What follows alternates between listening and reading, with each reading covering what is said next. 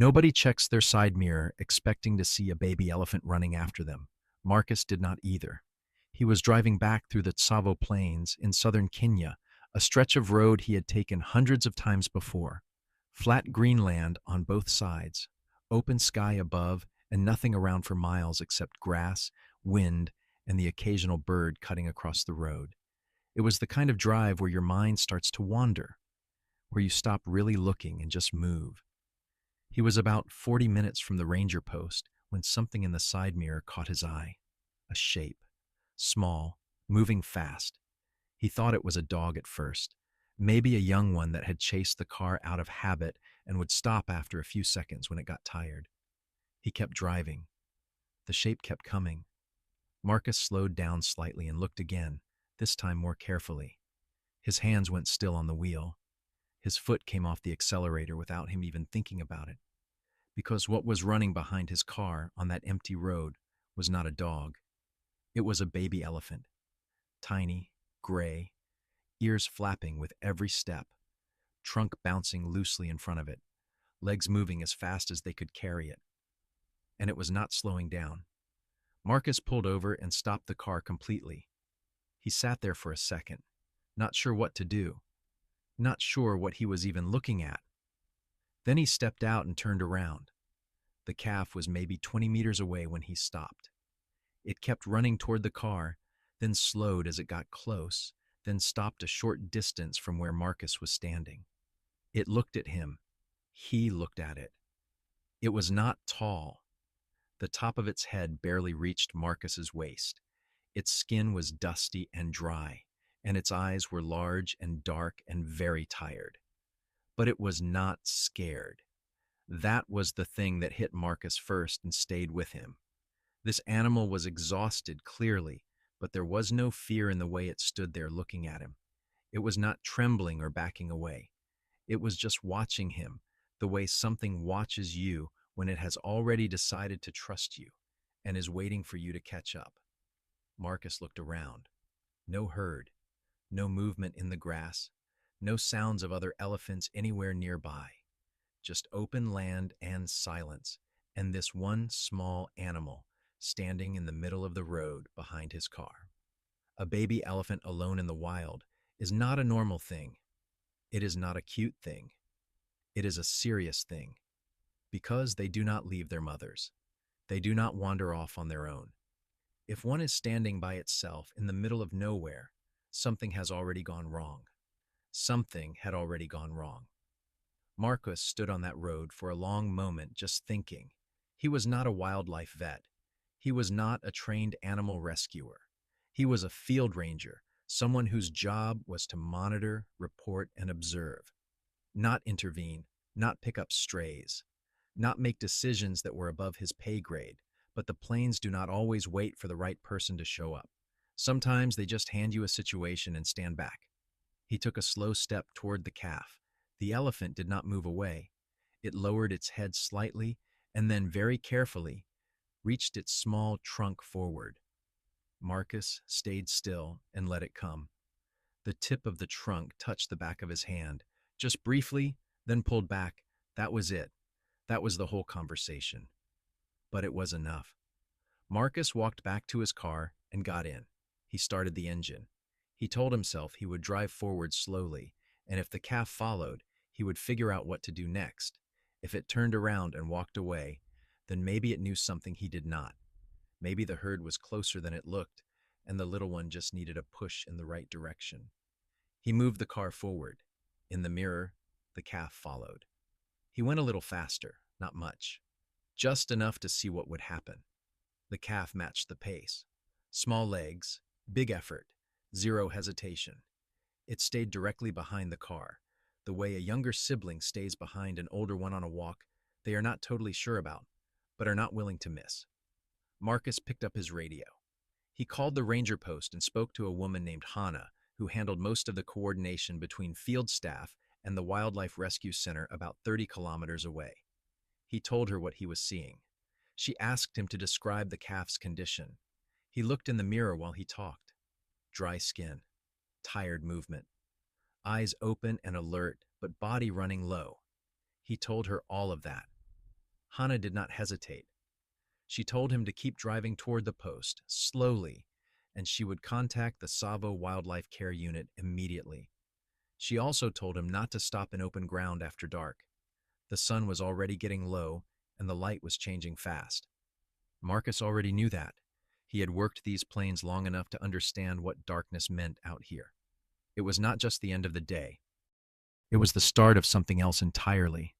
And a baby elephant alone at night was not something that ended well without help. He kept driving. The calf kept following. 1 kilometer passed, then a little more. Every few minutes, Marcus checked the mirror. Every time, the elephant was still there. Still moving. Still keeping up. It was the most determined small animal he had ever seen in his life. And somehow, that made everything harder. The calf fell twice before they reached the halfway point. The first time it happened, Marcus saw it in the mirror and immediately stopped the car. The little elephant had caught its front leg on a shallow dip in the ground and gone down hard on one knee. For a second, it just stayed there, head low, breathing. Marcus watched and waited, hand already on the door handle. Then it got up, shook its head once, and walked back into position behind the car. Marcus exhaled and kept driving. The second fall was harder. The calf went down on its side this time, not just a stumble, but a full drop, the kind that happens when the body just runs out of something for a moment. Marcus was out of the car before it even settled on the ground. He walked over slowly and crouched nearby. He did not try to lift it or pull it. He just stayed close. The calf lay there for about 2 minutes. Its breathing was fast and shallow. Its legs moved slightly like it was already trying to get up before its body was ready. Marcus put his hand on its side gently, not to hold it down, just to let it know someone was there. It worked its way back up on its own. Marcus had a small water container in the back of his car. He poured some into the shallow lid and held it near the calf's trunk. It drank slowly at first, then faster. Not enough to fully help, but enough to matter. When it was done, it touched his arm once with the tip of its trunk and then turned back toward the rear of the car. Ready again! Marcus got back in and started driving. He did not fully understand what was keeping this animal going. It was young, it was alone, it was exhausted in a way that was difficult to watch, but every time it had a reason to stop, it chose not to. Every time the ground gave it an excuse to stay down, it stood back up. The ranger post was still a few kilometers ahead. The sky was turning dark at the edges now, and the small elephant behind him was still walking. The ranger post came into view just as the last light left the sky. Hana was already outside waiting when Marcus pulled in. 2 members from the Savo Wildlife Care Unit had arrived ahead of them, their vehicle parked near the entrance with equipment laid out and ready. Everyone stood quietly as Marcus stopped the car and stepped out. The calf walked in behind him and then simply stopped. It stood there in the middle of the entrance, legs shaking, head slightly low, chest moving fast with each breath. It looked around at the new faces, the new smells, the new sounds. Then it looked at Marcus. And it did not move from that spot until he walked closer. Hana knelt down slowly and began checking the calf over. Dehydration was the first concern, and it was obvious. The skin around its eyes was dry and tight. Its energy was nearly gone, but its eyes were still open and still tracking everything around it, which was a good sign. A very good sign. They got fluids into it within the first 20 minutes. Marcus sat just outside the enclosure they had set up for the night, close enough to be seen. The calf settled on the ground inside, legs folded under it, trunk resting flat. Its breathing slowly got steadier. Its eyes stayed open a little longer before finally closing. It was during the following morning that Hana found something while doing a full check of the calf's body, a small chip embedded near its left ear. Tracking equipment, the kind research teams placed on elephants at birth to follow herd movements over time. She ran the number. The chip was registered to a conservation program operating across the Tsavo region. The calf had been logged at birth and tracked since. Its records showed it had been separated from its herd 6 days before Marcus found it on that road. The herd had shifted direction suddenly, the way herds sometimes do when something frightens them, and in the confusion, this one had been left behind. The mother's chip had not recorded any movement in 5 days. Hannah read the rest of the file quietly and then set it down. She did not need to say anything. Marcus had already understood. The calf stayed at the ranger post for 9 weeks. In that time, he went from barely standing on his own to causing small problems every single day. He figured out how to unlatch the water bucket from the fence. He pulled the cap off a supply bag twice in one morning. He pushed over a stack of equipment that had been sitting in the same corner for 3 years without anyone touching it. Hannah started calling him Dogo, which simply meant small one. The name stuck immediately because it fit and because nobody could think of anything better. Marcus visited as often as his field schedule allowed. Dogo always heard him coming before he was fully in sight.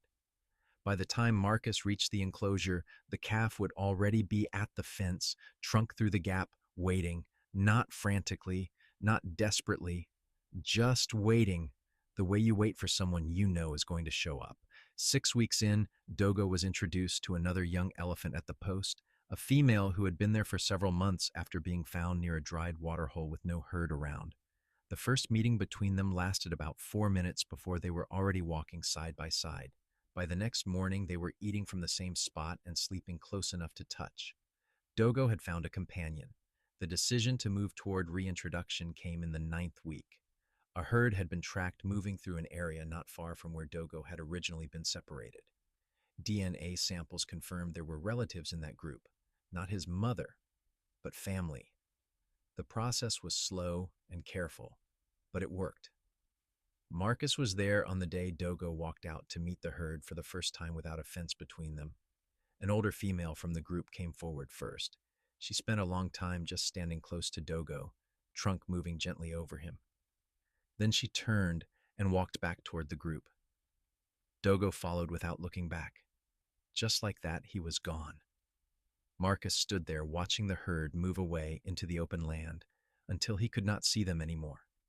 He thought about that road, that mirror, that tiny gray shape running as hard as it could toward a car that had no idea it was about to change everything.